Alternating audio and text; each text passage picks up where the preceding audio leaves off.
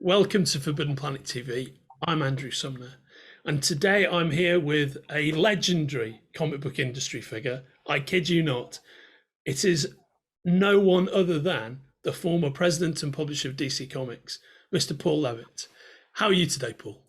I'm fine, Andrew. A pleasure to at least get connected to England if I can't get to visit for a Right while. on, right on, and it's lovely to see you again, mate. And of course, you go way back with Forbidden Planet, so far back, in fact, that you go back with Forbidden Planet before it ever existed, because you are very old friends with Vivian Chung and Nick Landau, the owners of Titan and the owners of Forbidden Planet.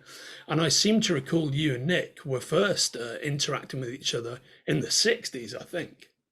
It's the early 70s. I was Yeah. doing one of the early fanzines in New York, and Nick and Richard Burton were doing the comic media fanzines, and they wrote and said, "Do you mind if we reprint some of the news that you've got?" And of course, I was happy to. And then when you talk about before Forbidden Planet, I have a very vivid visual memory of having to buy like 25 copies of Shazam #1 off newsstands to send off to Nick in trade for some of the Michael Moorcock books that he used to send me that weren't available in the US, or battered old copies of the Tarzan comics that were published in the UK that the collectors here were interested in. And we'd swap all sorts of weird stuff like that. That hot wires into my fan experience because, as you might know, we do quite a lot of work with Moorcock. He's a regular guest here. Mike's he's a great bloke, and as well as a supreme creator. But Moorcock books of that era and that issue of Shazam. With Superman presenting Captain Marvel, they're indelibly stamped into my comic book and reading brain. And I actually used to love the Shazam revival book. Okay.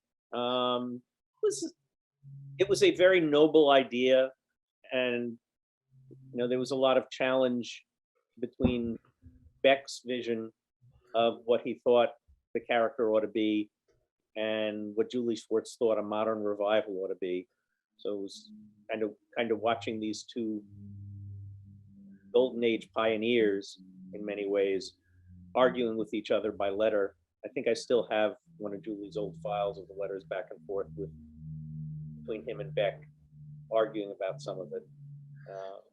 Just brilliant. It is kind of a curiosity, an artifact, if you will, that run, I think. Yeah, I think it's the only one of the Golden Age characters who got revived with one of the original creators working on it. Yeah. You can make an argument for Justice League or Justice Society. Well, I guess the Gardner Fox touched a couple of the characters. The Atom. I think he may have done the original as well. But they weren't trying to revive it with the same visual or the same origin. They were all in on, we're going to update it to what today's stuff is. Beck really wanted to capture the magic of what had really worked in the Golden Age. He might have been right that it might have worked if it had been done that way. It wasn't enormously successful done the way Julie wanted it done. I don't know that the humor of the originals would have worked for the 1970s audience, but I don't know that it wouldn't have. Yeah. I remember I was reading it as a kid, and it was very much a different flavour, which fascinated me. But speaking of those early days, what are your memories of what are your memories of Forbidden Planet? Well, I think the first time I got to England was 1978 or 1979. Yeah. So I would have been showing up at the Denmark Street store. Yeah, love that store. Yeah. In the earliest days. And the Denmark Street was a little denser than most American comic shops at that time. A lot of them, a sense of being more jam-packed. A lot of comic shops in that first moment in time were pretty small places. And Super Snipe in New York used to have a limit on how many people could go in on any given day. And if you were there on Saturday, you often were standing on the street for a while because the place was smaller than this room. Denmark Street, though, felt a little fuller, maybe, for a small place. Yeah. You have a wider variety of things, but I didn't get to spend that much time there. I mean, after 78, the WorldCon was, no, it was 79. The WorldCon was down in Brighton, and I came up to London. I came up to London first, and then was down in Brighton for WorldCon, and it was a convention, I think, in Manchester, and Richard drove me up for that for a day. That was all sort of part of that whirlwind trip, and then I probably didn't get back for 4 or 5 years after that. And by that time, Forbidden Planet was beginning to morph into something resembling what it is now. Yeah. Now I can get lost in it for hours, looking at stuff that either isn't available in the U.S. or that isn't retailed as abundantly. Yeah. When I send people to the Shaftesbury store, it's because it really keep everything that's in print there in abundance, which certainly no New York store has the ability to do, and very, very few stores in America. And I don't think I've ever run across an American store since there was an affiliated FD in New York, which is a long time ago now. Yeah. That really plays that balance of science fiction and comics as energetically. No, I think that's right, and I think that's one of the great strengths of Forbidden Planet in the UK, and the great strengths of the flagship store, which you've just referenced in Shaftesbury Avenue in London, which is, as we both know, a tourism destination in and of itself. And it's much more than a store. It's emblematic of an entire way of life, an entire entertainment ethos, and people come to Forbidden Planet because they just want to come to Forbidden Planet, which is a great place to be if you're in the core of your DNA a bookstore or comic book store, but to become a place people want to visit in their own right. I mean, it had a long history of reaching out to the creative community and getting people there for appearances. Back to Denmark Street, I wasn't there for one of them, and I can't really remember how they might have squeezed somebody in hanging from the ceiling, maybe. But there's a showmanship to the Shaftesbury store. I haven't been to the, I don't know what you refer to them as, the satellite stores in the different areas of England over the years. I haven't had the pleasure of traveling that much in England. A little bit, but not nearly enough. But Shaftesbury is entertainment retail at its best. Yeah. And on a par with what Warner did in that years ago. And a lot of it is just the love of the material comes through. It's not that it's expensively fixtured the way a Disney store might have been, or still is for the handful of ones that are there, but it's pure geek. It's what we wanted, what we want in our homes. I couldn't agree more. And the thing about you, Paul, is you know what you're talking about, because I remember one of the times I came to visit you at the DC Comics offices in New York. Here we go. Oh yeah, are these your bound editions? Those are bound volumes, and I set up a new place in Westchester in the last couple of years to finally get my stuff all out of storage units and things. And there's 40,000 comics bound there. I don't have all the toys and art here yet, but there's a lot of stuff. Yeah, and you've famously been binding your comics throughout most of your career, right? So you've got a lot of things you've worked on and also collected in sort of leather bound volumes, if I'm right. That's what I've always heard. I'm not sure it's leather, but Yeah, nicely bound nonetheless. And what I was about to reference was, I remember this might have been one of the first times we met. It was some time ago now, but visiting you at the New York, the DC offices in New York, which were just gloriously designed by Anton Furst, the late production designer for the original Batman movie. We used some of his stuff. We had a firm also that did the Broadway backdrops that designed designed some of the lobby stuff. Yeah. There were a number of hands in it. A lot of Jeanette Kahn's personal taste and judgment. She's got an incredible artistic eye all her life. I mean, her homes are not collections of geek art, but collections of very personal artistic statements. You know, her principal home in Manhattan, she would design each fireplace personally. So one fireplace is tiled where the tiles are all faux book spines, either of books her friends have written or books her friends should have written.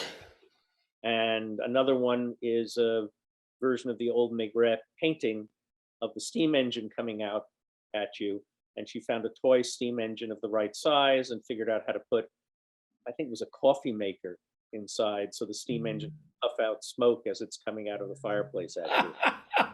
That is Jeanette Kahn, of course, who was your co-worker and predecessor as, was it publisher or president of DC Comics? Just a variety of different titles over the years. Yeah. But, you know, basically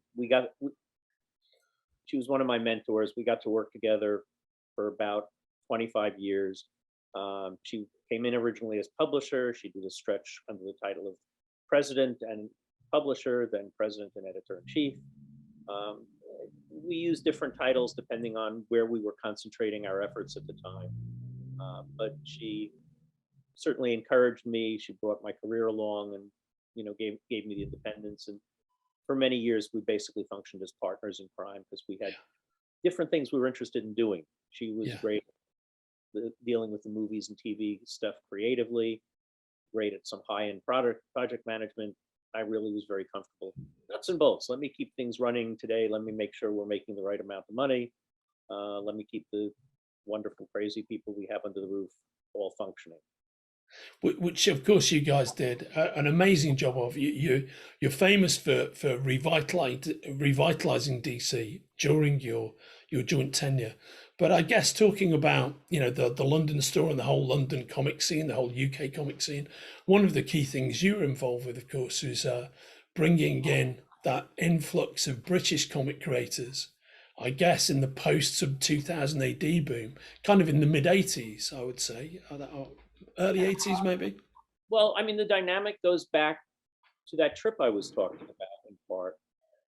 You know, a couple of us had friends in England, and really the starting point of all of it is that Joe Staten's wife, Hillary, in those years was a teacher, and so was getting the summer off. And they decided, wouldn't it be fun to spend the summer in London? And I guess found an apartment or something somewhere. And Joe still had deadlines to work with. So we connected him up, I think through Richard, with Brian Boland. Yeah. And Brian said, hey, I've got a spare drawing board. Come on over. You can spend the summer drawing there. And that's what got Brian doing his first work for DC. And it went on from there over the next few years. Yeah, I really remember those early Boland covers, for the early Boland covers that he did for DC very, very clearly, because at that point I'd been a huge 2000 AD fan, and you know, I'd sat there reading 2000 AD, reading Warrior, and then seeing Brian and then Dave, I think on a Creeper backup strip, if I remember correctly, seeing them suddenly doing like work for DC. That, as somebody who'd read DC Comics since he was 3 years old, that just totally blew my mind at the time. I think Dave's first DC job may have been a Legion annual that I wrote. If it wasn't his first, it was his first big one, a long time ago. I mean, that's a nice segue into creatively, I think, correct me if I'm wrong, but I think the two DC properties that, as a writer, you're the most closely identified with are those very successful runs that you had on Legion of Superheroes, where you're working very closely with people like Keith Giffen, and also on Justice Society. Where you worked with Joe Staton on that, actually, didn't you? Yeah, no, I worked with Joe on that. I worked with him a little bit on Legion, not his favorite assignment, but I drafted him in a couple of times to pinch hit there when necessary, and of course on all the Huntress stories, Yeah. which we co-created with Bob Layton, and that was great fun. That the Huntress and peculiarly Lucian the Librarian are probably my two most enduring contributions to the DC mythology. I mean, because the Huntress has lived on in multiple adaptations outside of the core comics, right, and continues to do so. It's lovely. She paid for at least a term or two of my kids' colleges. That's brilliant, mate. It's fantastic. When you look back on, and of course, the thing about Legion of Superheroes, you're talking about a whole wealth of characters there. Did you find it particularly challenging in the years that you worked on that book, actually juggling all of that in one space at the same time? No, I mean, was it administratively complex to keep track? Where did I leave them last week? Where are my plot threads? Did I leave a plot thread dangling for too long or forget to ever resolve it? A little bit. But the joy of writing that book was the size of the cast. When you write Superman, which I've done occasionally, but not enormously, and not as a noteworthy writer on it. The challenge is, Superman will be alive at the end of it. Lois will be okay. Jimmy will be okay. They'll be relatively unchanged. And despite the fact that occasionally they've done stories where he leaves the Daily Planet or this or that, you understand that the tides are going to bring this back to zero sum. When you've got a large group with the Legion, and part of the joy in the Legion, as opposed to, let's say, the Justice League, the Legionnaires didn't have to carry their own comics anywhere. So you had this school class full of people, and you could say, all right, today I'm screwing up your life. Today you're going to have a very good time, and you're not making it out of here alive. And that gave you the ability to add a level of tension, because once you'd done it to one character with some finality, people were afraid you would do it again, and a level of drama, risk, and excitement.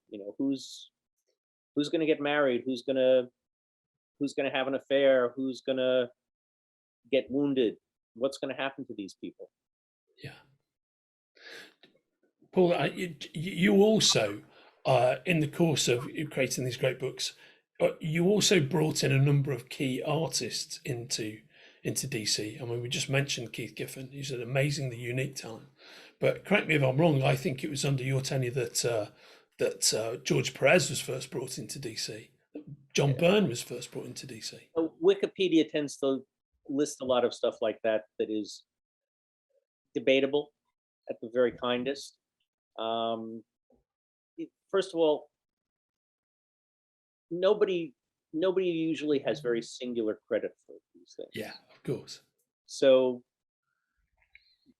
probably the most extreme example is a very young Frank Miller, after having done a couple of stories for Gold Key, finally gets his portfolio up at DC.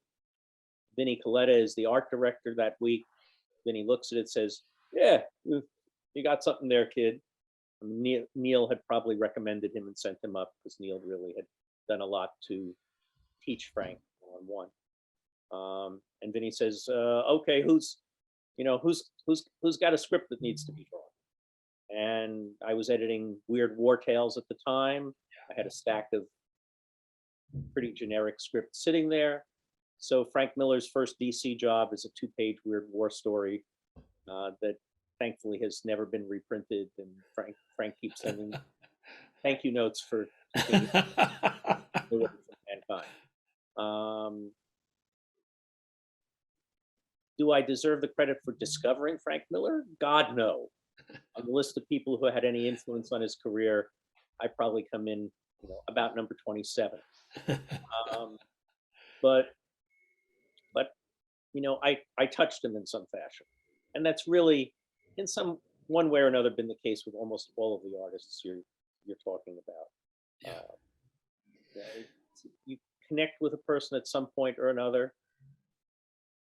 George Perez did work for a fanzine that was published by one of my friends in Brooklyn when he was in high school and I was in high school, and we were kids. I didn't know George then. I didn't have anything to do with opening the door for him at Marvel or opening the door for him to come across to DC. I probably wrote the first deal for him at DC. I may have handed him his first paycheck, but that had a lot more to do with George than anybody else. I don't remember what he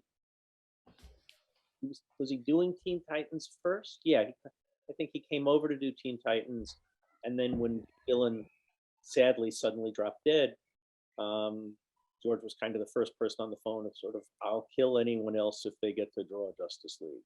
Yeah. And he was so right. He's always been great on those team books. He's just so wonderful at those. He's an amazing talent, and he's giving us all in these last couple of months a real set of life lessons about how to look back on your life properly, realize how lucky you've been, and move towards the exit with some measure of joy in the process. Yeah. At what you've accomplished. It's very sad to see him go, but I'm in awe of how he's dealing with it. It is an object lesson in how you deal with the last days of your life. It's really quite inspiring to watch, I think. And when you look back, Paul, over your long history with Forbidden Planet, with DC Comics, just the incredible career at DC Comics that you've had, and of course in recent years we were talking off camera about some of the great comics academia that you've been involved with, some of the great comics history work. When you look back, what would you say you're proudest of in terms of your DC years, your DC output? Well, I think the stuff I'm proudest of is the stuff that the readers care least about. It's the work designing the first standard contract for the industry, the work making it possible to have the first standard royalty plan in the industry. I think those things were critical in creating the renaissance that both DC and the industry had in the 1980s. When you talk about the British artists coming to America, both the British industry and the American industry were very retrograde in how they treated creative people from a business standpoint, up through the 1970s. And as a result, most of the great people who work in comics in my generation or the slightly older generation were kind of doing their time till they could get a real job. We weren't getting great creative work. We weren't getting inspired attempts at things. And we put these things in place in the very late 70s, the very beginning of the 80s, believing that if people had a financial stake in their work, if they could win when the company won, they would maybe work a little harder, maybe take a chance more, maybe give the companies an idea that they were saving for another stage of their life. And it's not a coincidence that you go from that to having the kind of creative magic that happened for DC in the 80s. I think when you look back, speaking as a historian, biased historian in this case, but a historian, the three periods that you can really look at when a large comic company had magic going through its line in a big way is EC in the 1950s, Marvel in the 1960s, and DC in the 1980s. That's not to say there weren't incredible things done in other places. Karl Barks's work at Western, but mostly the other places where there was brilliance were isolated spots of brilliance in a larger line of professional work, or it was done at a very small independent publisher that had a moment or survived for a moment or was struggling to come along. It's really hard when you have a large company to do unusual creative things. You know, in the business world, you read a lot these days about legacy companies and disruptive companies. Yeah. DC was a legacy company. It was the oldest company in the business. It was in those years, the most corporately owned company in the business. And yet it was disruptive. We had the first honest contracts for people. We had the first participation for anybody who came up with new creative properties. We had the first agreements that paid royalties to anybody whose book succeeded in the process, not just a superstar in it. We largely at Jeanette's approach, we took creative chances on things that were radically different from what the traditional legacy publishers were doing. Ronin, Dark Knight Returns, Watchmen, some Vertigo, Milestone. Some of those things work. Some of them have become footnotes in history, like Piranha, which had its moment. I mean, Yeah. Stuck Rubber Baby is a piece of work I'm incredibly proud of being connected to, but the body of it didn't survive. But we did so many things that were so much more adventurous than our competitors out of the formats that were developed in those years for comics. I think we tallied up at one point that there was something like 12 new formats brought into the comic business in America through the 1980s and the early 90s, and DC had pioneered maybe 10 of them. And again, not all of them survived. A lot of them were, well, this looked like a good idea at the time. But I'm prouder of that work in many ways than I am of my individual creative work. You know, as a writer, I think I was a solid professional writer in comics. I think I still am.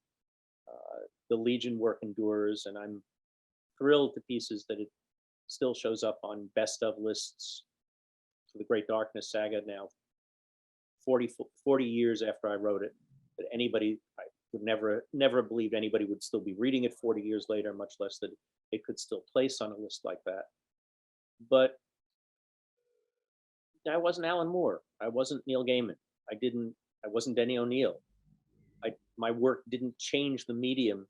I just executed well in the standards and tastes of that time. Maybe I was 2 minutes ahead of most of the guys who were writing at DC at that time, well behind Marv or Chris Claremont, who were the more successful mainstream writers at that moment.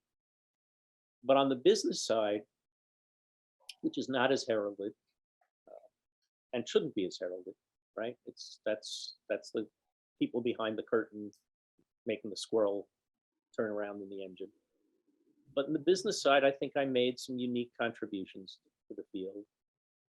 The work we did with the direct market in the early 80s, helping build the distribution system, helping finance the growth of the comic shops in many ways. We put more money into that business than any of the competitors.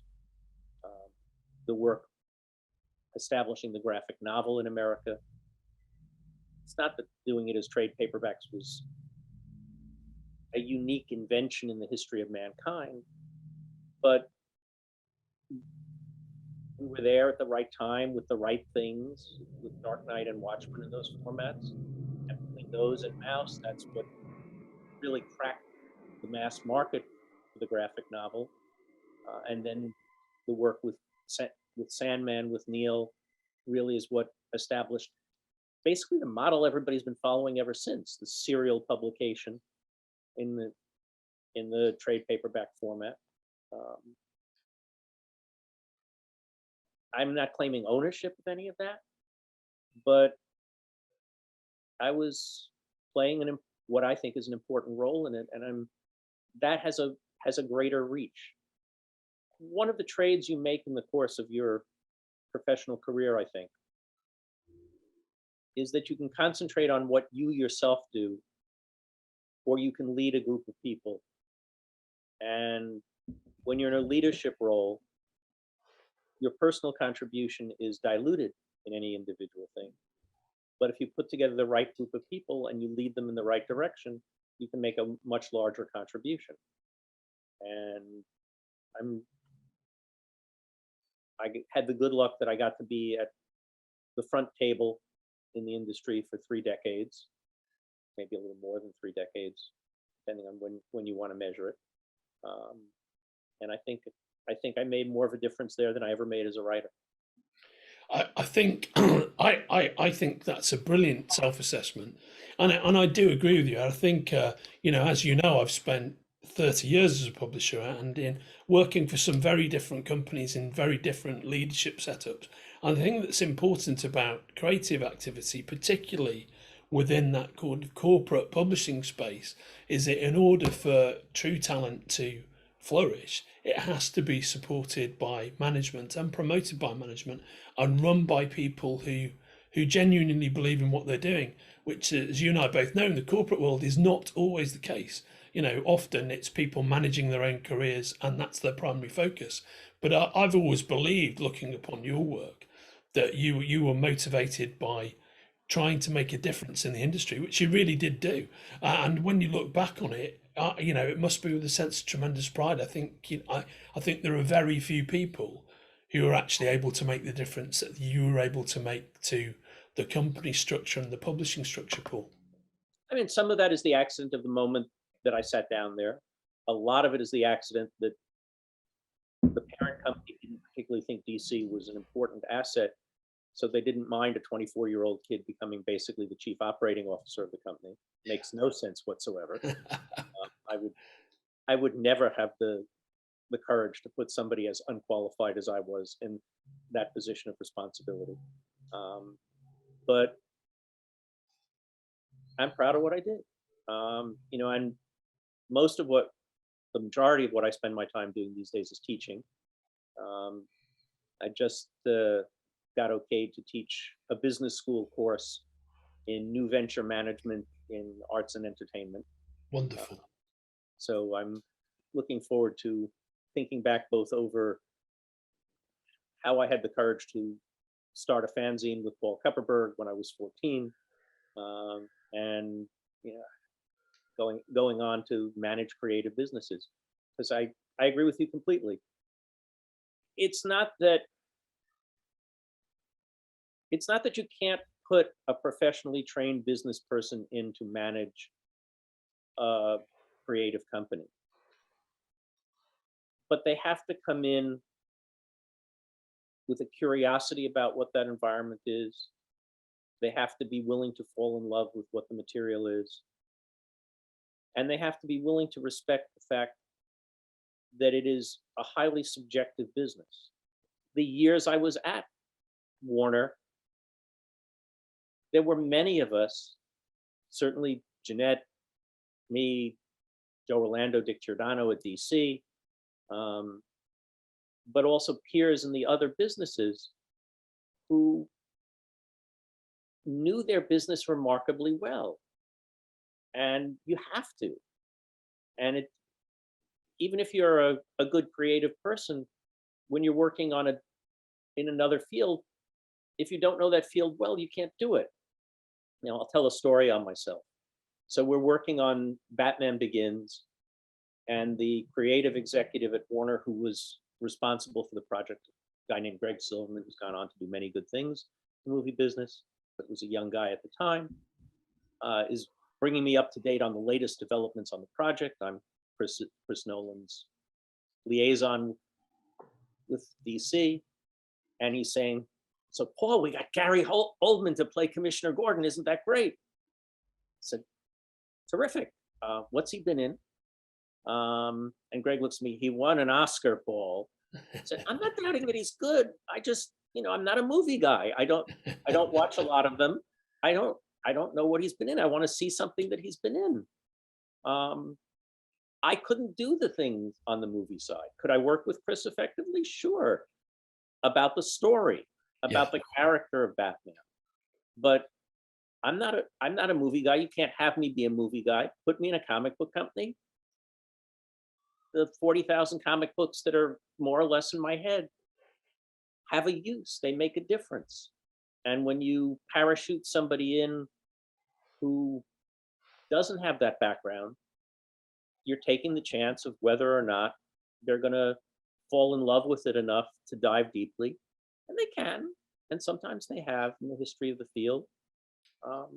But a lot of times it doesn't work so well. No, I get that, and it's so funny you mentioned that story about Nolan, because back when I was publishing Uncut magazine, I interviewed Nolan when the first Batman Begins came out. It was a film I love, obviously, but he went once he realised that I was both a movie fan and a comics fan, and went way back with DC. He was much more specific about the behind the scenes stuff, and he name checked you very specifically as the person who was the most helpful to him. So he actually said that to my face. So it's what he really believed, which that in itself, to be able to work with a great artist like him and to be able to allow him to achieve his vision based on a character that you love and have contributed so much to, that's got to be a great feeling, mate. Hey, Chris is so smart and such a good human being. I delighted in working with him, with David Goyer, with Jonah Nolan, so many people on their team. And Chris played an important role in my son's life. My youngest, who's the only one who enjoyed what I do for a living, fell in love with the movie business on the set of Batman Begins, with Chris looming over him, showing him how the monitors worked as he was doing the scene with the Batmobile in a parking garage, a helicopter flying overhead for shooting from that angle. And that's what Garrett's chosen to do. And a free plug, if this is going to be on the air quickly, please go see the movie Dog with Channing Tatum, which will be released February 18th in the US, I assume a similar time in the UK. My son is co-producer on that movie. He's been Channing Tatum's staffer for the last batch of years. But to work with people of Chris's level of intelligence and to have the conversation, did I make a difference on that? No. My contribution to his films is like this much. But the fun of getting the phone call that's the Warner guys want me to do more with Batman's father. Are there any good stories with Batman's dad and him? I'll send you what we got, Chris, but it's not much. But you know what? I've always thought that it's Teddy Roosevelt and his father. As a Brit, you would not necessarily know this, but Theodore Roosevelt Sr. was sort of the checkbook philanthropist in New York City. He helped found the Museum of Natural History, helped found the Children's Aid Society, all sorts of good deeds by donating money and trying to get good things organized. And of course, Teddy, who became president, was a nice, spoiled young man with a political career who comes home one day, and on the same day, his wife and his mother die. And he goes a little nuts and goes off to the Dakota Badlands, toughens himself up, and comes back to New York as the police commissioner, riding around on a bicycle at night, waking up sleeping cops. That's the story of Batman. And, yeah, right on. And so, Chris, I'll send you David McCullough's Mornings at Horseback, which tells that story well. Did that show up in the movie? I don't think so. But that was the fun of working with a guy that smart who was just looking to think about these things in an interesting way. And we had great fun through the better part of a decade working on those films. Amen to that, Paul. You certainly did, and I think you contributed collectively something indelible to popular culture. That trio of films will live on for decades, and are quite rightly loved by many, loved by all. There's not many people who don't truly love that trilogy and at least massively love at least one of those three movies. So I think that's a great place for us to wind up. And as Paul just said, go and see the Channing Tatum movie Dog, which opens soon. Thanks very much for sharing your personal history at DC and your personal history with Forbidden Planet and with Vivian Chung and Nick Landau with me, mate. It's really great to chat with you. And thanks also for referencing Weird War Tales. My grandfather, Pop Smythe, who's a veteran who served with an American unit in World War II, his favourite comic book, he had every issue of Weird War Tales. Oh yeah, man. I mean, he loved all of the war books, right? So he's a big fan of GI Combat, big fan of The Losers, big fan of Sergeant Rock, but he loved Weird War more than anything else. And I read countless issues of Weird War with him in Liverpool growing up when I was a kid. He's the guy who's responsible for my interest in comic books. But yeah, he's a major fan, mate. Give him my love. I edited the book for, I don't know, maybe 4 or 5 years. And it was never my favorite project, I will admit. Yeah, of course.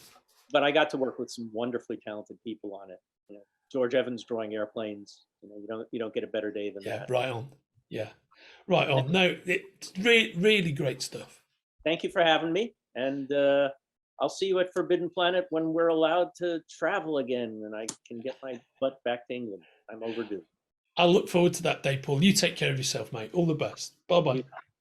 If you're enjoying watching Forbidden Planet TV and you're enjoying watching us talk to the world's most interesting and accomplished filmmakers, authors, artists, musicians, creators, subscribe right here. See you soon.